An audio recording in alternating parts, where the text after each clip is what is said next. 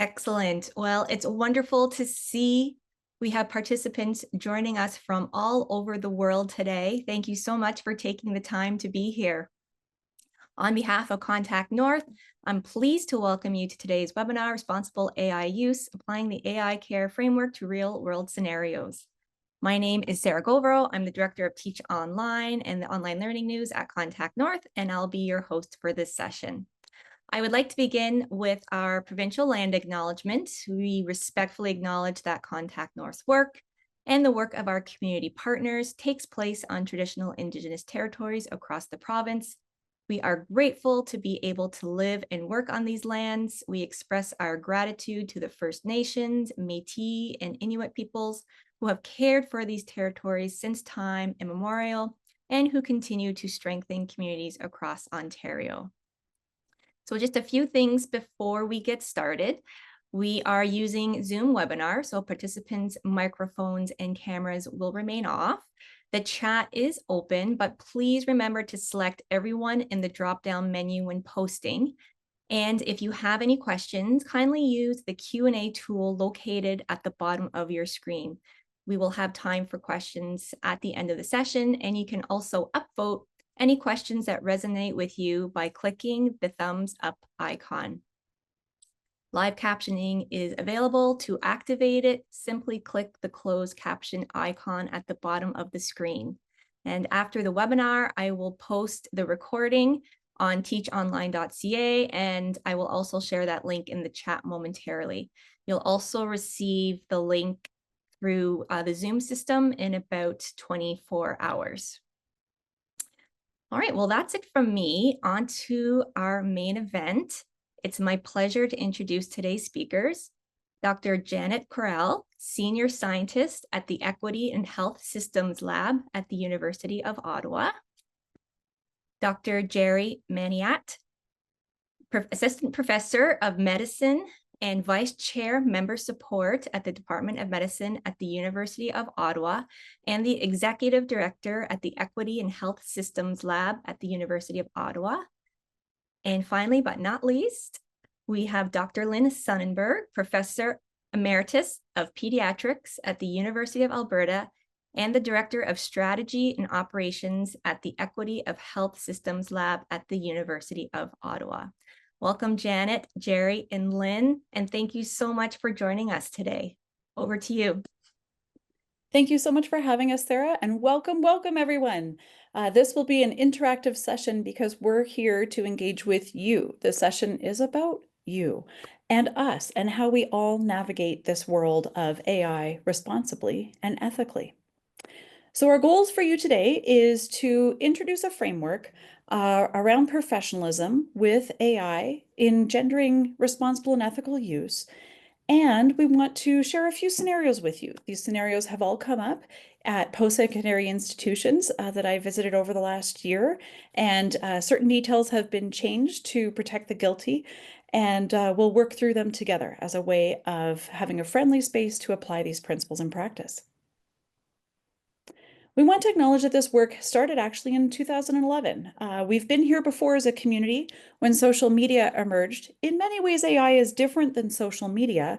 Nonetheless, my lovely colleague, Rachel Alloway at the University of Calgary, and myself put together a social media principle set in 2011. And we use that as the foundation for what we're going to talk about today with AI.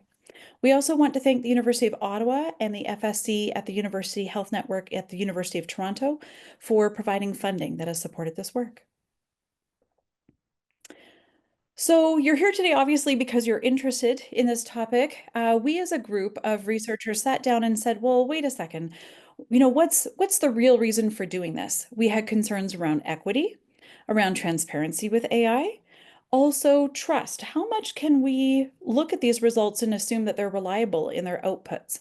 We also wanted trust with the populations that we work with. So whether you're a teacher training at a university to then work in a classroom with students, or an engineer in training to build buildings or roads, or be part of the oil and gas industry, whether you're in training in the health professions or in social work. We wanted to encourage enduring behaviors beyond any policy, because policy only applies to a certain space and time or context of practice. And we wanted something that spanned all of that. We also wanted our learners to be part of informed decision making, be advocates and leaders in their voices with AI. Obviously, this conversation has been moving throughout our communities, no matter what college or school that you come from. You can find in the literature wonderful pieces by our colleagues raising concerns with ethics and privacy. We also have ideas around transformation, what may or may not work. And so we're very open in the chat today to you sharing your critical appraisal of AI. This has also worked more closely in the health professions with a clear gap that there isn't a professionalism framework that exists. How do we navigate that together well? And so we bring to you the CARE AI study. This is a four-part process that we went through, and we asked the core questions: how do we use AI responsibly and professionally, no matter what context our trainees are in, our faculty are in, or we as leaders are in. Jerry, Lynn, and I have all served in various roles of leadership: Associate Dean, Senior Director of Academic Innovation. We've worked across the higher ed continuum as well as in healthcare, and we really wanted to put together something that would be transferable across contexts. So this is what we did. We took those social media principles and we first refined it with a panel of experts in AI. We then took that iteration of the principles to conferences. We held workshops where we asked people to openly pick it apart, refine it, and then we created a new iteration, which we then took to a series of focus groups, actually, that had true international participation across academic technology and IT perspectives, industry perspectives, higher education leadership perspectives, and brought all that together into another iteration that we are now refining in the Delphi process. And you'll see that version here today. So without further ado, please hold up your device up to this QR code and download the framework. This is a copy that you can take with you today.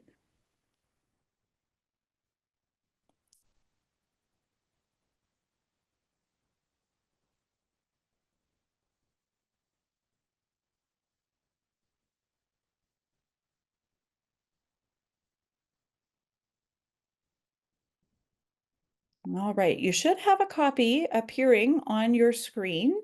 We've also included that QR code on this screen in case you need more time or need to use a different device. We wanted to provide a high-level overview of the principles. Bizav, there's a great question. Can you just please send the direct link to the principles in the chat? Thanks so much. So again, we wanted these principles to transcend any phase of training and any context that someone might be in. We started with acknowledging that we are the drivers, the humans, and it's our professional responsibility to understand what AI can and can't do and help design the future that we want to be responsible and ethical. We also felt that human judgment needed to be at the forefront, and that needed to be very upfront in the principles. And when I say we mean all of our participants in the study to date.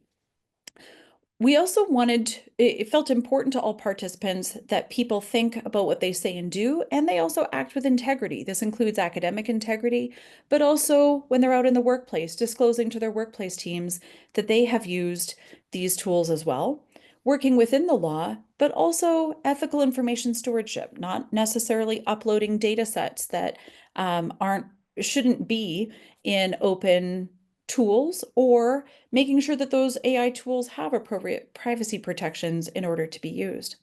We very much value, and we heard this from our focus groups in all phases of the study, that human voice and being an advocate for security, judicious use, responsible use, ethical use was very important. So we also think it's important in the principles to keep emphasizing with our trainees, with our faculty, with our administrators, that it's really about this advocacy role for responsible use. But nonetheless, jumping to number 10, it's also important that we keep growing as AI keeps growing and transforming and changing. And so this is not a one and done situation, folks. We're going to be in this journey together for the next few years. So let's get into it. We're going to throw you some scenarios. We're going to give you a moment to read each scenario. We'd love for you to have the Care AI principles open beside you and look at which ones you think might apply. We're going to give you a bit of a spoiler alert. There's no one right answer here. It's really about you looking at the principles and thinking about what applies in your context. Now, we have a very large group here today. And so what we're also going to ask you to do is post in the chat which principle really jumps out at you that applies to the specific scenario. And if you see peers in engineering or peers in nursing or peers in social work, please hop on and tag each other in the chat so that you can continue the dialogue with each other about those specific contexts that apply to your area. Are All we right, ready now Lyn and to Jerry. transition over, Janet? We are. We are joining you as educators. And so now you've heard how we got to where we are. So I know some people are very excited about that. And then other people want to know, okay, where is this information? What's the meat? Just give me the framework and I'm good. And now we're going to go into application. I feel like my journey with Contact North has come full circle. So when Sarah and I were starting this call, I was able to attend the inaugural Contact North conference that was held in 2017 in Toronto. I was surrounded by so many of you. I had a wonderful time. I was a newly appointed Director of Academic Technologies for the Faculty of Medicine and Dentistry. And I knew nothing. At least I felt like I knew nothing. How many other people have ever been in that position where you're like, this is a whole new language that I need to learn. And so then I sort of moved through those ranks and moved up to Associate Dean as Educational Innovation in Academic Technology. And I was in that role for just over a term. And so we're going to take some of that learning. I've heard from across faculties, I've heard from technical institutions, etc., predominantly in the Canadian context, about the struggles. And the struggle with the course syllabus, it's real. I can't tell how many hours of my life have been dedicated to this very topic. So let's get into application here.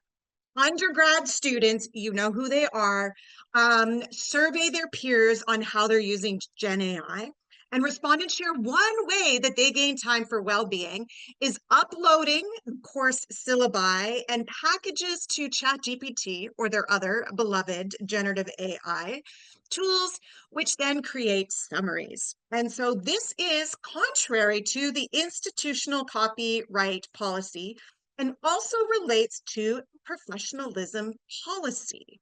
So pull out those that whatever you pulled down, the Care AI principles, and now we're going to look specifically at how we apply them to this case. So Janet put that question into the chat, and now we're looking forward to pieces coming out. And work within the law. That's what she's like. Which one jumps out at you? That's excellent. We started off really easy for you, and I'm glad you are like, yes, we're so there. I'm seeing lots of numbers pop up. Give me a little bit more. Give me a little bit more nuance as to maybe why you might think that one might apply. Okay, work within the law. Yes, they're going against the institutional copyright policy. What else is sorted there? Yes, I love that by Hillary. Do the students understand the implications of what they are doing? Oh, you have a true educator heart. I can see coming through there, Hillary, already. Absolutely. There's sort of like, I want to save time. It does a really good job. I know I've thrown things into my chat GPT wants to be called Nova. I throw things into Nova. I'm like, just tell me what this is trying to say. And it gives me this beautiful summary. And I feel like I have learned a lot. Students need support in understanding what's acceptable. Hannah, absolutely. It is sort of like when we started in social media, as Janet was alluding to, anything went, particularly in medicine. Oh my goodness, we were like posting pictures of rashes. We know you send them to us, and we send them to other colleagues because they're just as mysterious to us as physicians. And suddenly we're like, it was a free for all. And we're suddenly like, hold on, I think there's something called like privacy. And I'm not, I think this is against some code of ethics I took, but again, we were in a new territory. So these sort of pieces are wonderful. You're getting so much content as well into the chat. Mary, I know you talked about building a chat bot specifically internal to help with that. There's a lot of Great. richness here, Lynn. Oh, I'm just oh my seeing, goodness, like yes. lots of different threads being pulled, which is amazing. We're going to have to make sure, in addition to that, when we're done, is to take a copy of the chat with us as well to be able to get through many of those details. Janet, anything else you want to highlight specifically to this case before we move on to our next? I love how people are highlighting this is really a bi-directional conversation, role modeling. And when we look across policies across Canada at institutions, it often advocates that the faculty member has the locus of control over putting a disclosure in their syllabus around their expectations of what is appropriate and what isn't appropriate for AI use.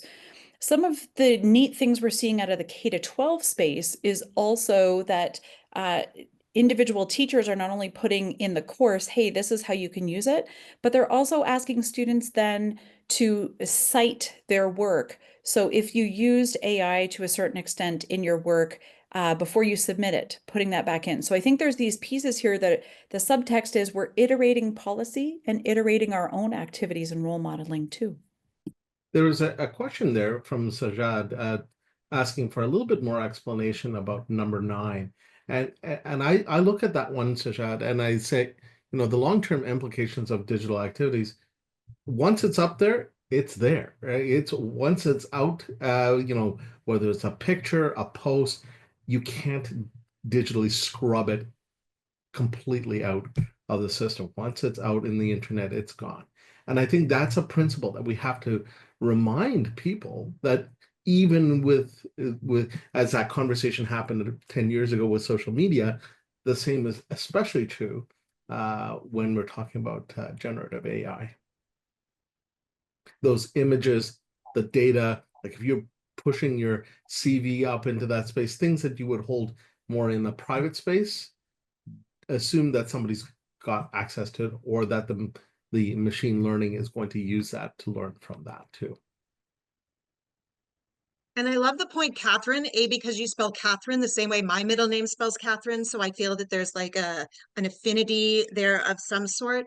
It's true, this does come down to that professionalism.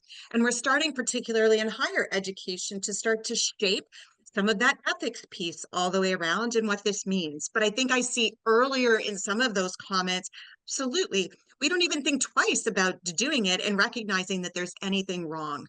So I think we also need to sort of recognize what Janet is saying. We need to be clear as educators as to what our expectations are and what's available.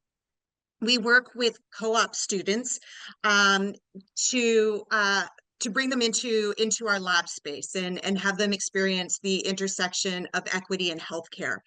And they've told us that their high school teachers tell them, put the AI away, you're not allowed to use it at all. And I know that was our university response first, like, no, they just can't use it. And the adage we use particularly is like, you will never be replaced by AI, but you will be replaced by someone who knows how to use AI. And I think all of us have drank that proverbial Kool-Aid because that's why we're here.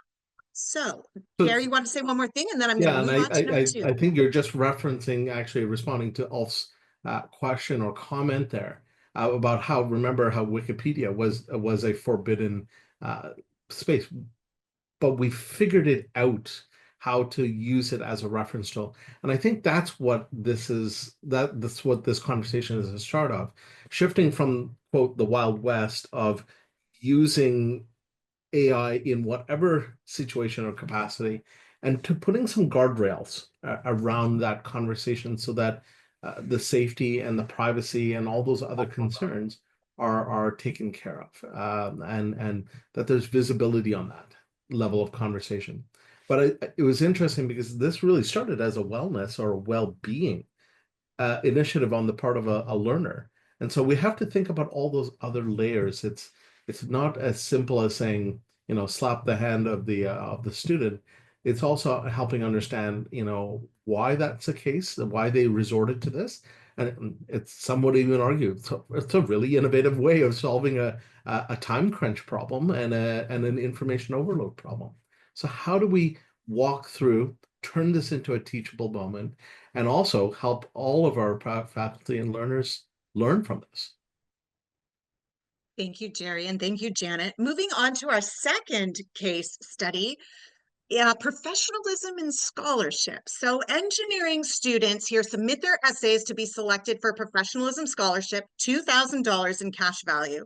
The morning after is always the morning after. The winner is announced. A group of students reports to the associate dean that they are aware the winner used generative AI to write his entire submission. Student affairs meet with the learner who fully acknowledges he used generative AI, yet there were no rules saying he couldn't. The class asks the award competition be started again with clear rules. So which aspects of the CARE AI framework apply? What comes to mind? We did so well in the chat. This is my what is it, that my gesture for chat as we're going The through. rolling chat there. The rolling chat that's flying through. I know we're going to get going too with this one as we start to steep in a little bit more. Some of the early polling shows 4 as being one of the ones that's popping up, Lynn. And we see, and that's the one that speaks to honesty, integrity. And a few people have popped in number 2 and 1 as well. 2 is talking about the responsible use should complement, not replace human judgment. Yeah, it is number 10. I love that, Anna Lucy, as you're sort of putting it through. We are learning as educators as well, that we're like, ooh, yeah, maybe should have mentioned that. Or what role should AI play in it? So we're here coming from, you're like, equity in health systems. Why are you so into the AI space? And it comes to the first part in our name, equity. We really look at that. What if you are an English language learner and you are now competing against someone like me, who my mother used to say, I speak one language, English, and I speak it very well, right? She knows where the commas go. She knows where the semicolons are, the on and on and on. That gives her actually quite an unfair advantage when she's in an English predominant competition. For me, I am a French language learner. If I need to put together a composition in French, it's not going to sound so great. But when I work with ChatGPT, or DeepL is, one of my go-to, no stocks, no shares.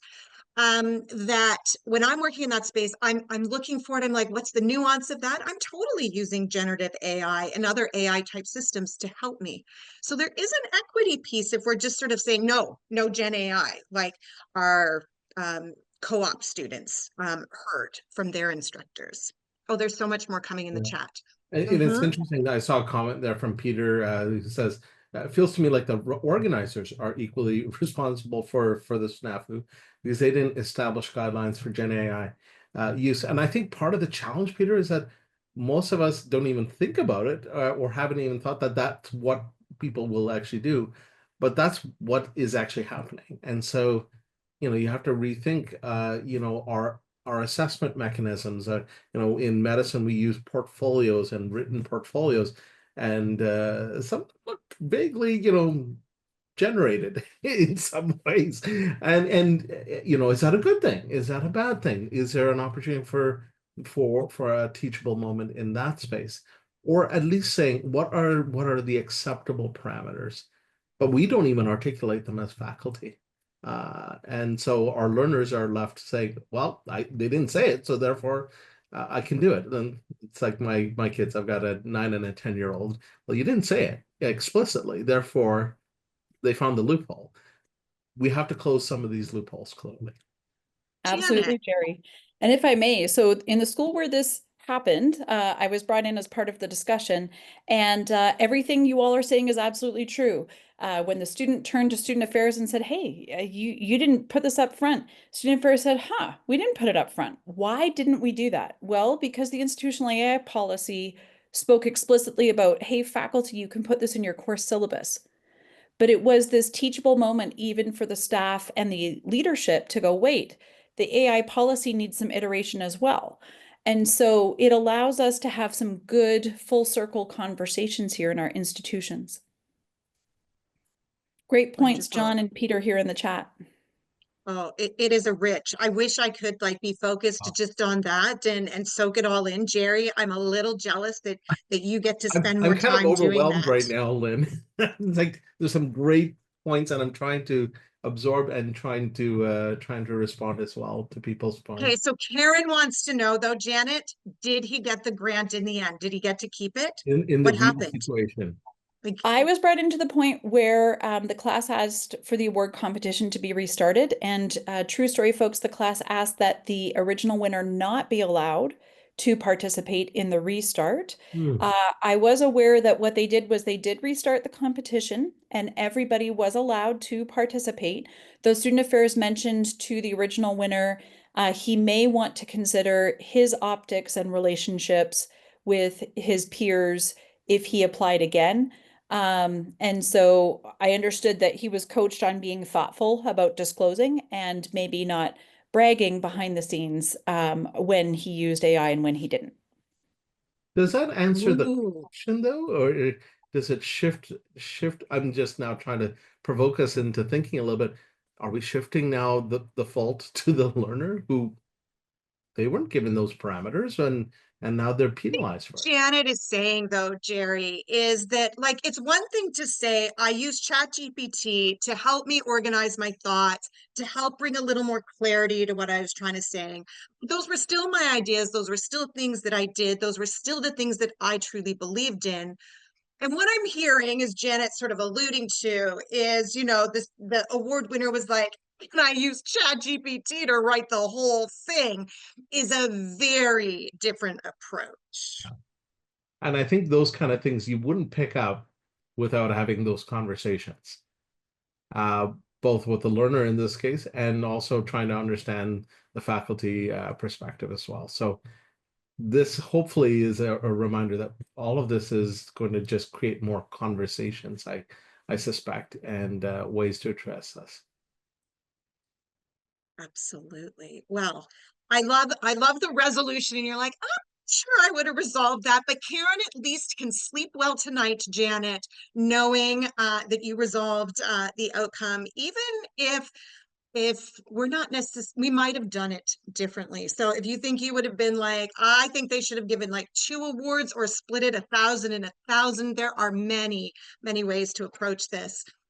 Now, the next study, and because I do want to make sure we have time for some questions and conversation at the end as well, is related to case-based learning. So I did medical school at McMaster. We were almost exclusively problem-based learning.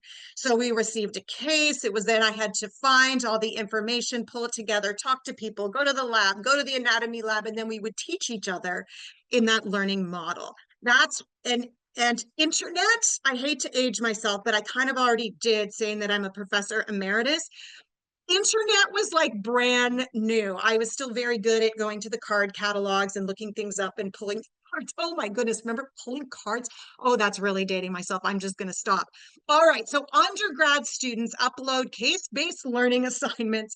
I totally would have done that to the institutional, so approved by the institution, generative AI tools. So we're starting to hear that already in the chat. It's like, well, I created my own chatbot. It's internal, it's protected, which produces their mind maps and final presentation.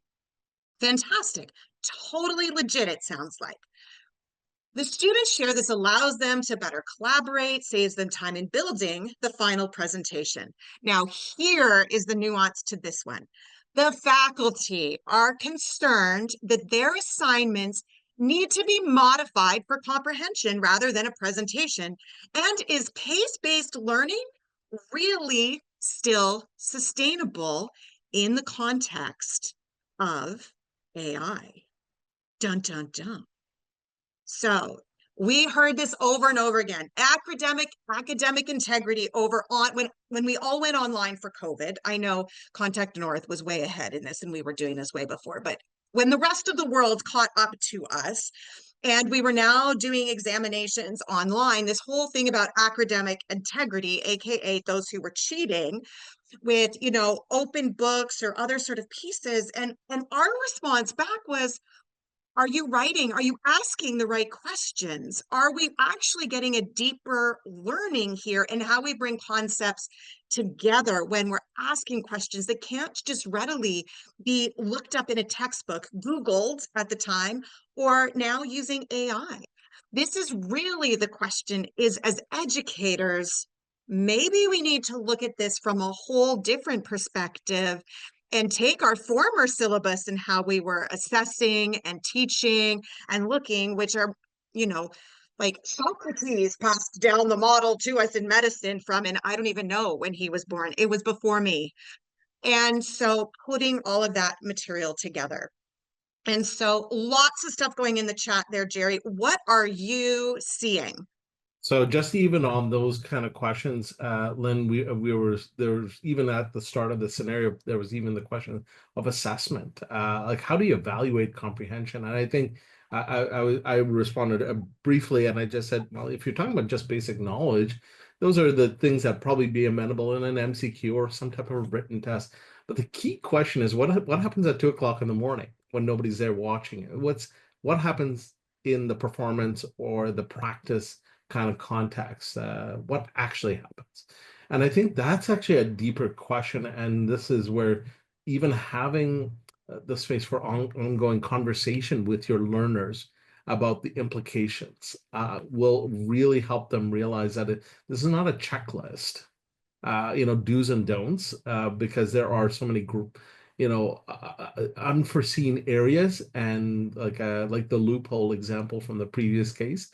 Well, you didn't state it explicitly, therefore I can do this.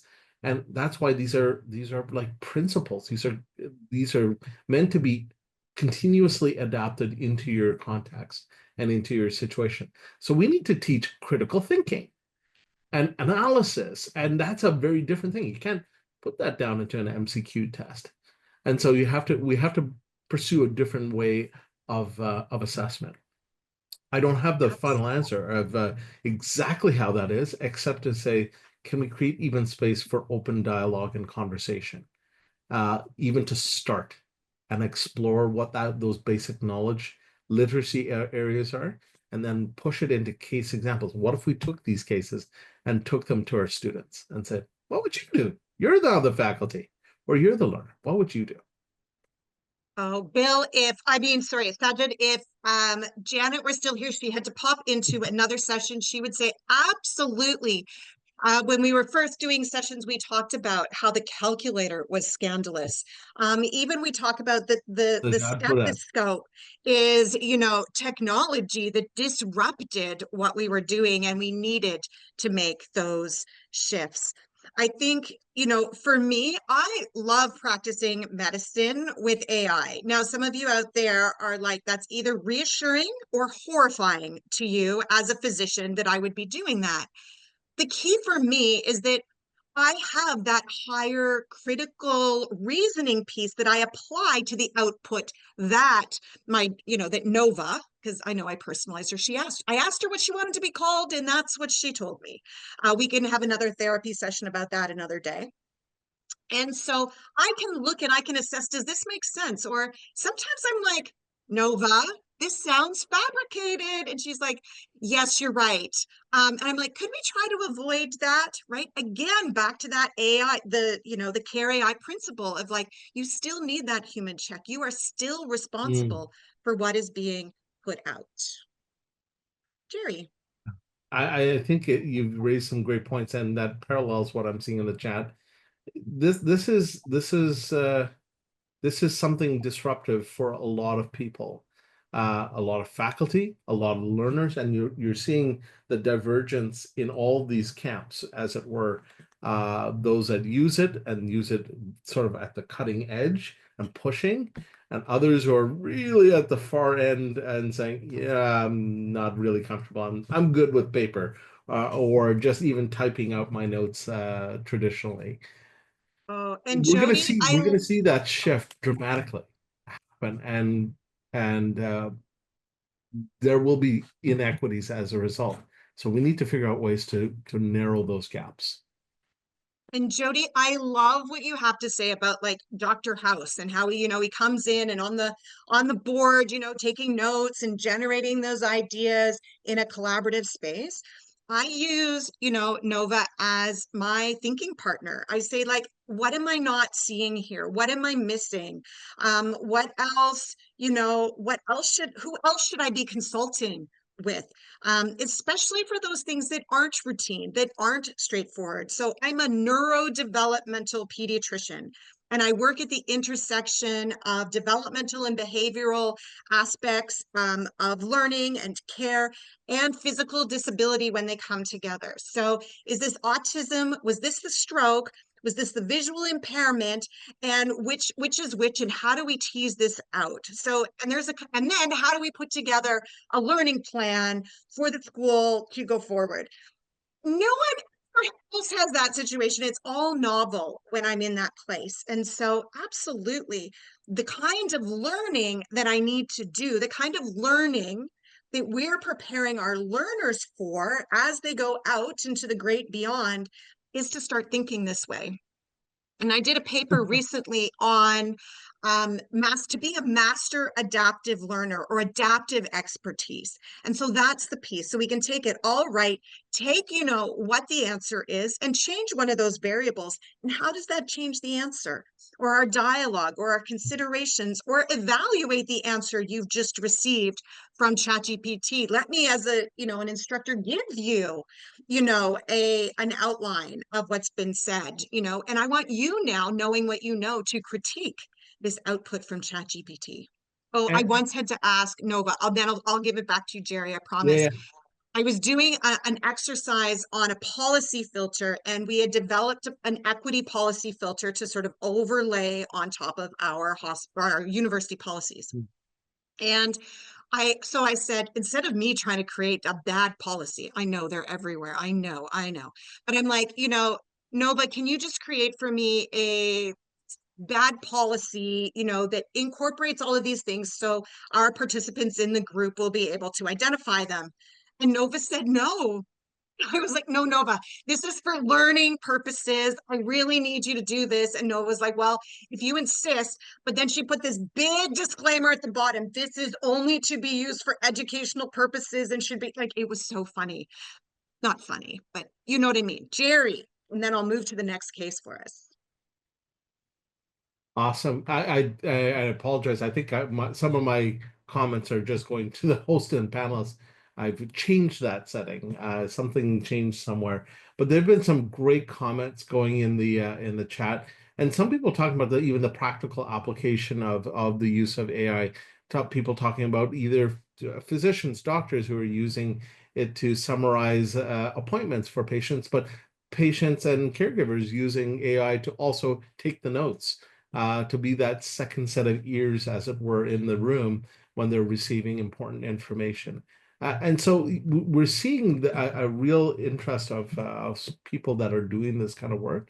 And I think we need to, think of it as that thinking partner. I think that term really resonated with a lot of people too, Lyn. Not the thinking replacer. I love that. Great point there, Sally. And I see too, I was doing the exact same thing you were, Jerry. I thought I was sending it to everyone. All of these lovely chats that I've been having with people have just really been going to each other, Jerry. But I'm sure Sarah really appreciates our conversations. All right, without further ado, let's go to the next case.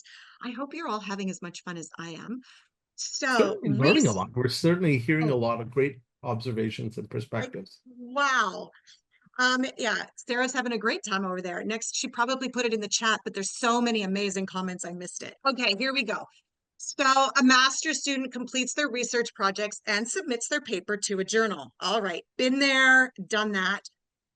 In keeping with the journal's policy, the journal notifies the graduate supervisor and the associate dean that the article has major indications, like Jerry had mentioned, of being completed by AI, including original data being synthetic data, the analysis and the writing of the article.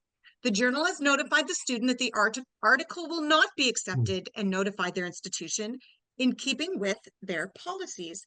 The graduate supervisor sees this as a major professionalism issue and a violation of the institutional AI policy. The supervisor asks the associate dean for guidance on next steps. So, which of the CARE AI principles would apply to this case and why? And I think, Anna, thank you getting us going here. Responsibility indications, not the same as guilt. And I think we have to probe into these kind of situations, and how this is where the conversations are really valuable, right? Yes, Stephen, supervisor should have screened the paper, but how do you screen the paper when it looks pretty plausible, and unless you can pick up some of those subtleties? This is more of a question to all of you. How would you practically do that to know that your student was following the right process? 1 and 4. I'm seeing Brooklyn and Sajad also had 4, and Don put down 1. Those are some very interesting or appropriate points. So talking about honesty and integrity. Louise put down actually a set of them. There's a bunch of them, and this is the interesting thing. It's hard to isolate, and we said this right at the top of the conversation. It's hard to isolate a single one. There's overlap. There's implications. One causes stress in another area, and or attention in another area. This is a different piece too. So we recognize just the way that, it used to just be, I started really as a quantitative researcher, and then I didn't even know there was a world of qualitative research. And then trust me, when I found out we could actually do mixed methods, my whole world opened up. So the same way that we've been looking at data a particular way for so long, and we're not realizing that actually looking at machine learning and what's coming out and the models, and that is a whole other area of research. I think the key is how we're being transparent with what we're doing. What are we talking about with methodologies, etc. So that's not what we're talking about in this situation, because that is a whole legitimate field of research. The And key as piece, you were just go ahead, talking yeah. there's a lot of conversation about the type of detectors, right?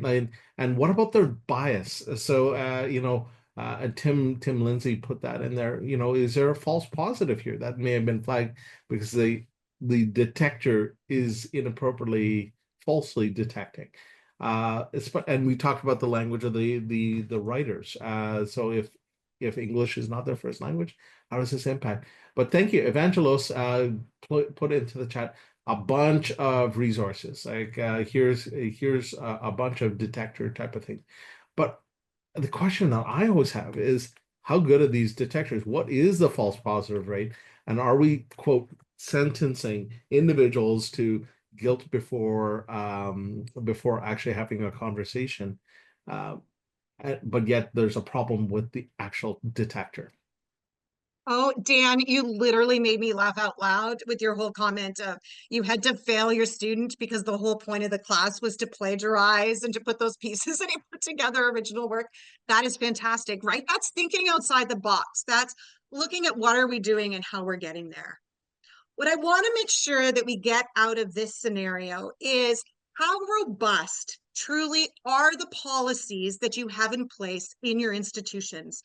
So here I am sitting as, academic or educational innovation dean, and I'm sitting amongst the other, academic technology, education technology deans through the way through. And we're like, we don't have any guidance on this right now. We don't have any policies. Yes, we can put a statement like, don't use generative AI, which we know isn't actually the best approach to anything, but where do those lines go? And I think essentially that's what drove us towards creating these professionalism principles.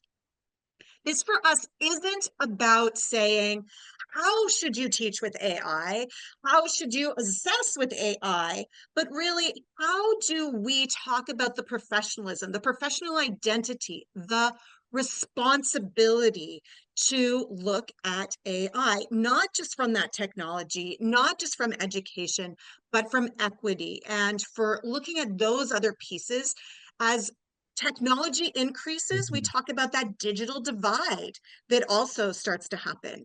Did you want to talk about that too, Jerry? And then we can head to the next case. Well, Or it's head to the summary. I can't remember where we're at. I Yes. think I think we may have one more, but those are interesting observations, and that divide and that challenge of how do we pull this together. And Shazad put a similar type of thought in a question.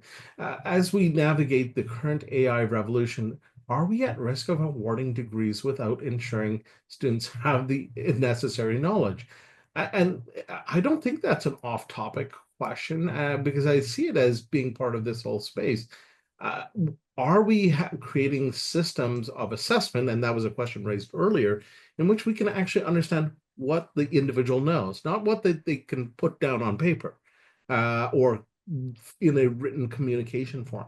And so even my colleagues have had this discomfort, maybe even a sense of nausea when they read these written portfolios that they're like, Gen AI did this clearly.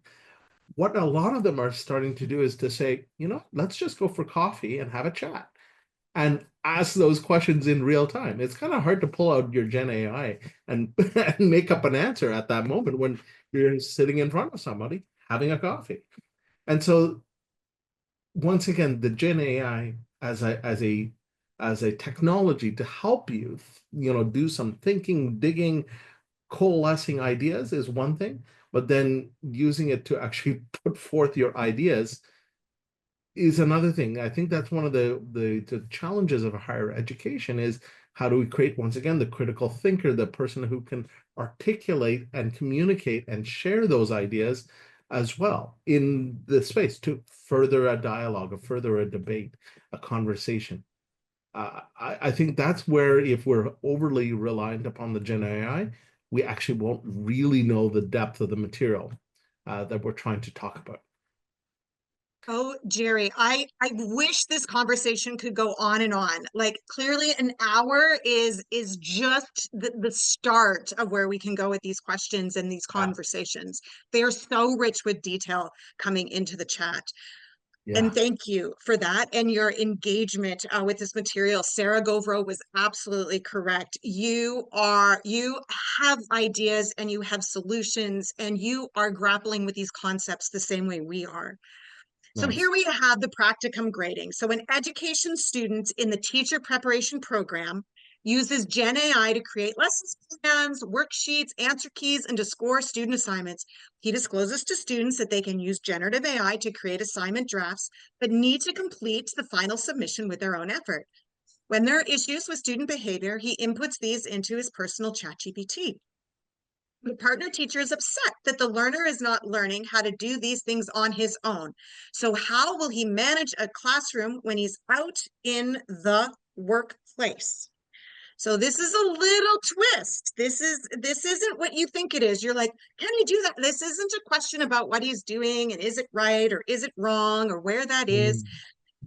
Like, where are we going with this type of question? And it again goes back to maybe some of our teaching methods as well, and where we need to have some of those principles come into play. So, which aspects of the CARE AI framework apply?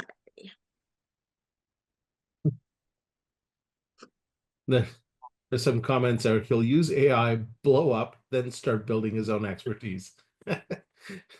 It is entirely possible, right? Because it'll only get you so far, but if you can't understand, that's when you can't apply to other contexts, right? It's like the person who just memorizes something for the purpose of getting to the exam and dumps it out on the paper. After that, if you give them another scenario, they don't know where to start or where to go.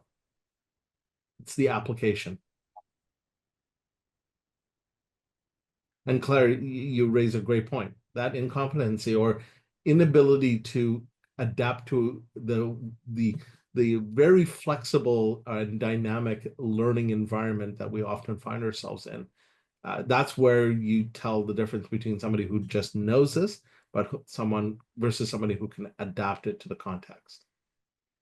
Well, let's look at the practicum, like the supervising teacher in this moment too, or that could even be, you know, a professor in the classroom. And what, like, we're making some assumptions here as we go through. So we're assuming that he doesn't know how to actually make a lesson plan, or that he's using these worksheets or answer keys because he doesn't know how to do it himself, versus he's plugging in a bunch of information, and instead of tediously sort of figuring things out, that he's like, okay, Nova, what else do you need to know from me so that we can do this well? And then can you generate this for me? And then making selections. To me, I am like, this is actually a teacher who's not going to burn out because they're perhaps leveraging technology for good.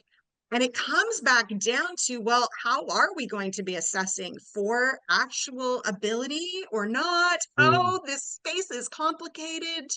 Maybe someone will put the definitive answer into the chat. She says tongue in cheek. Well, All right, I'll give there's this one certainly more moment and then we'll take any other questions and start to wrap yeah. up. There's some comments about, you know, what about the confidentiality of any notes? And so this, you know, that's in this context where you've got student or student behavior kind of notes. In a clinical kind of context in a health profession, so like myself, that's patient notes or patient information that we can also think about. If you're in an HR kind of capacity or administrative leadership, you throw somebody else's CV into the mix. As examples, these are private or confidential kind of documentations. So there are parameters that need to be thought about. Oh, Genevieve, you're killing me. You're just saying my ability to actually use the library's card catalog is no longer a valid skill. It is so very true. And it is about bringing that generational, even though, like, I don't want to other and force people into that category because I'm in that card catalog section and I'm leveraging AI. But I think in general speak, we're like those who use it and those who don't use it, or, you know, in that adoption curve that we're always seeing, you know, those that are ahead of that curve and those that are lagging behind. That is the question as we bring this together. Now, Angèle Gaudet in the chat has said, oh, brilliant people out here.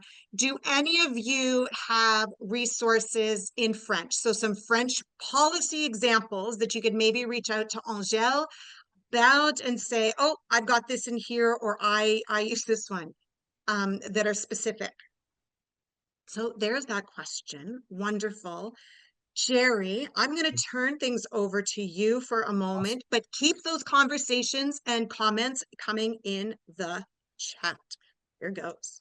Awesome. Well, thank you very much. And thank you for what a rich conversation. It was flying furious in the chat, and it was a rolling chat. I couldn't keep up. It was moving too quick. But it just shows that there's a lot of people thinking about this, which is awesome. And I think if we can have some more conversations about this topic, it would be tremendous to keep things moving along and helping each other. And to that end, our team at the Equity and Health Systems Lab, and you've met three of the co-authors, and our fourth, Mohammed Mamdani, I saw on the call as well.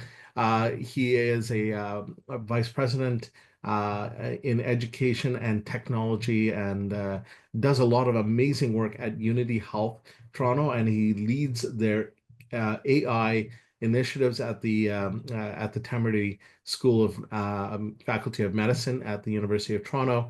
An amazing leader in this space. So the group of us have co-authored this set of books and resources with a participant guide and a facilitator guide that walks through 10 different scenarios that allows you to use this to engage for conversations within your educational team leads or with your learners as well. So there are different ways, and the QR code allows you, we're going to be releasing this book at the end of April. And if you want We to, even hope next week, we're Jerry. hoping I'm it's coming soon. optimistic that I'll get it in and it'll come out very soon. And so we'll try and get that information for you. And maybe Bizav, I'll try and put the link in the chat as well for this. And we'll go to the next slide. We also have been doing further work, as we alluded to at the start of this presentation, talking about how to continue our refinement. We're doing a Delphi-based survey of the principals. And so if you would like to be participating with, your perspectives would be invaluable to helping us refine this. That's the top QR code. The bottom QR code is actually to get in contact with us at the EQHS Lab. We want to help organizations put these concepts into your context. And we participate with consulting and co-design and workshops. So the bottom QR code is to learn more about that. Next slide. If you also want to reach out to us directly, there are the email addresses for Lyn, Janet, and myself. And the bottom one is for the EQHS Lab, which is based at the Briere Health Research Institute here in Ottawa.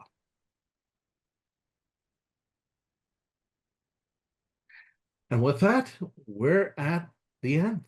Thank you for being here. We're going to be here on the Zoom call for a couple more minutes, and we'll have the links in the chat for the survey, as well as to learn more about the books that we have out and coming out. And thank you very much.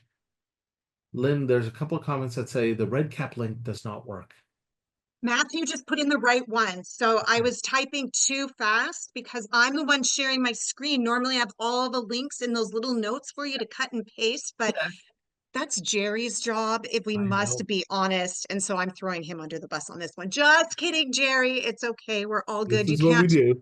Walk, talk, breathe, and chew gum all at the same time.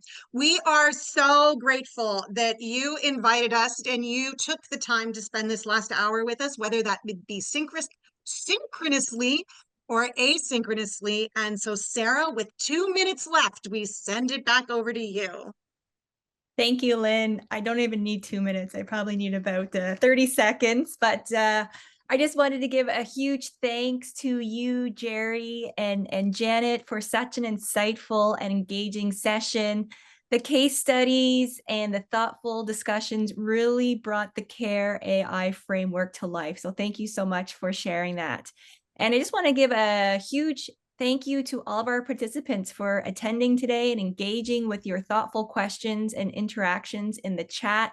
It's been, really great to seeing the dialogue go back and forth and everyone learning from each other. So what a great session. So thank you everyone for that. There have been a few questions about the recording. Yes, I will post it on our Teach Online website, and also the Zoom system will send out the link in 24 hours. So it will come right to your mailbox. So you don't have to worry about that. And then if you have any further questions or feedback, feel free to reach out. We appreciate your time and hope to see everyone at our next Contact North webinar, which will be Wednesday, May 14th at 1 o'clock Eastern Time, titled What's Next for Artificial Intelligence in Colleges and Universities, and it will be presented by Dr. Stephen Murgatroyd, Contact North's Research Associate. So hopefully we can see everyone there.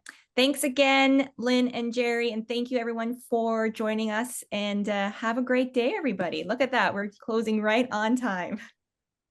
Thanks very much, everyone. Have a great day. Bye.